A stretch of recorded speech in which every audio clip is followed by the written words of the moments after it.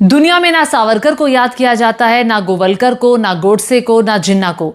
दुनिया में याद किया जाता है महात्मा गांधी और देश के पहले प्रधानमंत्री पंडित जवाहरलाल नेहरू को। जी हां, महान लोगों को ना मिटाया जा सकता है और ना ही भुलाया जा सकता है। ये बात मैं इसलिए कर रही हूं क्योंकि देश के पहले प्रधानमंत्री पंडित जवाहरलाल नेहरू को मौजूदा वक्त में सत्ताधारी पार्टी के लोग जितने भी साइडलाइन करने की कोशिश कर लें, लेकिन उनका जिक्र कहीं ना कहीं आ ही जाता है।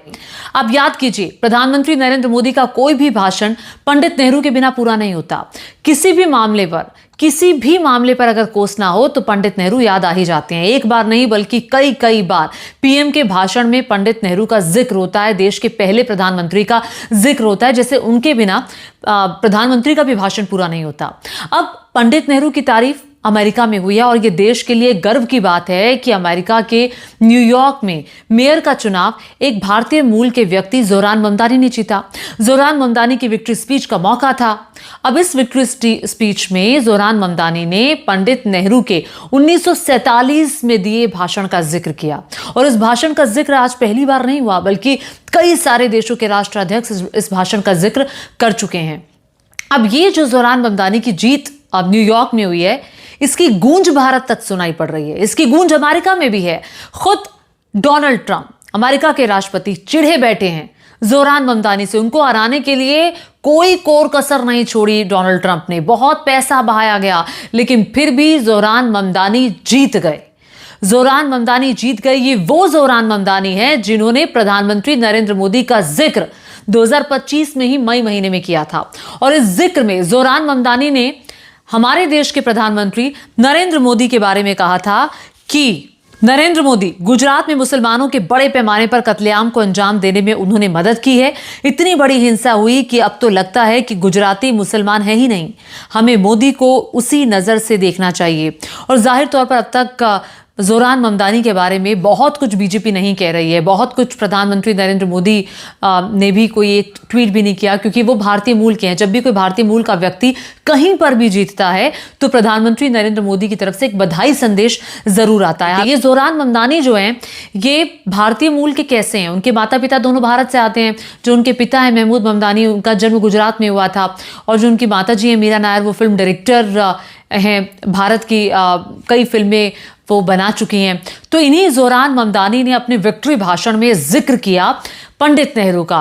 पंडित नेहरू के बारे में उन्होंने क्या कहा, आइए पहले सुन लेते हैं। Standing before you, I think of the words of Jawaharlal Nehru. A moment comes but rarely in history when we step out from the old to the new, when an age ends and when the soul of a nation long suppressed finds utterance. Tonight we have stepped out from the old into the new. जैसा कि मैंने शुरुआत में कहा था कि महान लोगों को ना तो भुलाया जा सकता है और ना ही मिटाया जा सकता है। ये बात एक बार फिर से साबित हुई जब पंडित नेहरू का जिक्र जोरान ममदानी ने किया। और देखिए, जब जब लोकतंत्र को बचाने, फासीवाद को मिटाने की बात होगी तो हमेशा नेहरू याद किए जाएंगे। देश की सत्ताधारी पार्टी के नेता, खुद देश के प्रधानमंत्री नरेंद्र मोदी, और उसके अलावा वो अंधभक्त जो उठते बैठते देश के पहले प्रधानमंत्री को गालियां देते हैं, उनके खिलाफ दुष्प्रचार करते हैं, उन्हीं नेहरू की गूंज अमेरिका में सुनाई पड़ रही है। ना सिर्फ अमेरिका में, बल्कि प्रधानमंत्री नरेंद्र मोदी के सामने बहुत सारे देशों के जो प्रमुख लोग हैं, नेता हैं, वो पहले प्रधानमंत्री नेहरू की तारीफ कर चुके हैं। वो भी मैं आपको सुनाऊंगी। लेकिन देखिए, आज अपने भाषण में प्रियंका गांधी वाड्रा ने भी जिक्र किया। ये लोग सुबह से शाम तक भाजपा के नेता जवाहरलाल नेहरू को गाली देते रहते हैं, कहते रहते हैं कि जो भी इस देश में खराब है वो पंडित जवाहरलाल नेहरू ने ही किया। आज अमेरिका में एक अमेरिकन शख्स ने चुनाव जीता, बड़ी शहर है न्यूयॉर्क, वहां उन्होंने जवाहरलाल नेहरू की बात की, और यहां जवाहरलाल नेहरू के देश में हम रोज रोज भाजपा के नेता उनका अपमान करते हैं। सोचिए, और ये भी सोचिए कि ये जितनी भी उद्योग हैं जो बिहार में लगे, जितनी भी बड़े बड़े उद्योग हैं, जितने भी कारखाने लगे, जिससे लोगों को सरकारी नौकरी मिलती थी, उसका क्या किया इन लोगों ने?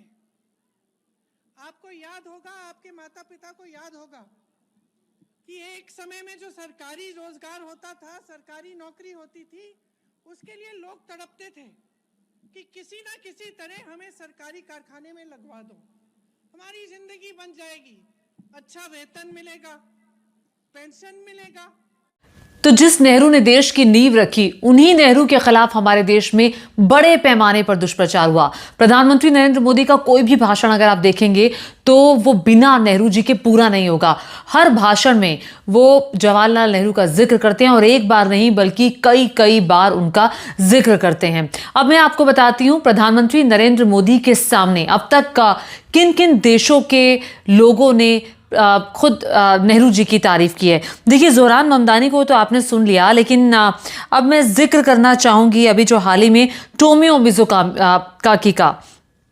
मिज़ुकामी जो है वो प्रधानमंत्री नरेंद्र मोदी से मिलकर उन्होंने नेहरू की तारीफ की थी। मिज़ुकामी ने बताया कि वो नेहरू के प्रशंसक हैं। उन्होंने नेहरू को एक वैश्विक प्रभाव वाले नेता के रूप में देखा। उन्होंने गुट निरपेक्ष आंदोलन के संस्थापक के रूप में नेहरू को युवा लोगों के लिए एक प्रेरणा बताया। उन्होंने कहा कि शांति और स्थिरता चाहने वाले लोगों के लिए जो हमारे देश के पहले प्रधानमंत्री नेहरू थे, वो एक प्रेरणा थे। और खुद जो उन्होंने हिंदी सीखी वो भी नेहरू जी की वजह से ही सीखी थी। वो देश की संस्कृति और भाषा को सीखना चाहते थे। अब इतना ही नहीं, मैं आपको एक और वो वाकया याद दिलाना चाहूंगी जब प्रधानमंत्री नरेंद्र मोदी के सामने कार्ल नेहमर ने तारीफ की थी।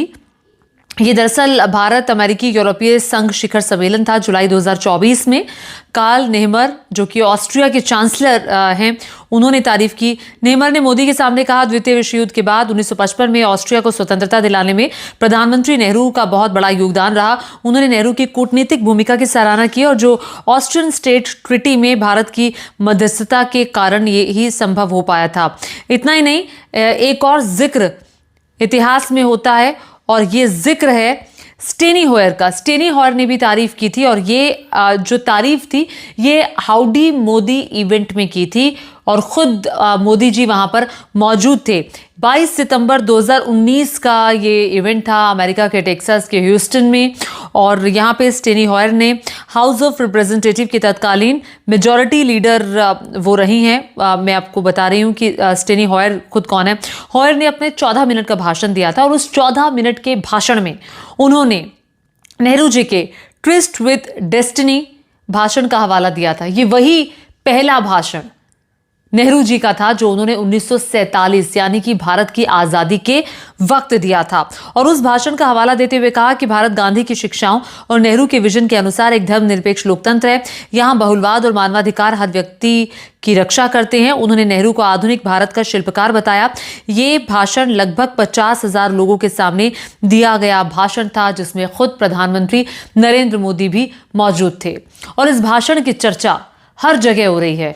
और वो भाषण आखिरकार कौन सा था जो दिया देश के पहले प्रधानमंत्री पंडित जवाहरलाल नेहरू ने 1947 में, जब आज़ादी का दिन था और पहला दिन था, उस वक्त ये जो भाषण दिया था, उस भाषण में नेहरू ने दरअसल जिक्र किया था कि कैसे अब हम नए युग में प्रवेश कर रहे हैं।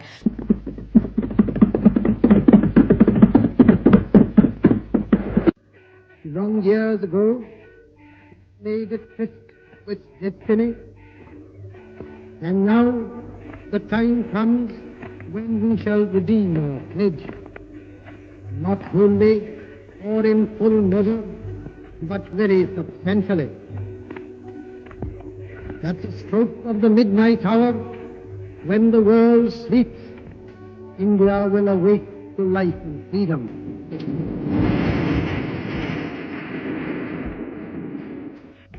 A moment comes, which comes but rarely in history, when we step out from the old to the new, when an age ends, and when the soul of a nation, unsuppressed, finds utterance. It is fitting that at this solemn moment we take the pledge of dedication to the service of India and her people, and for the still larger cause of humanity. At the door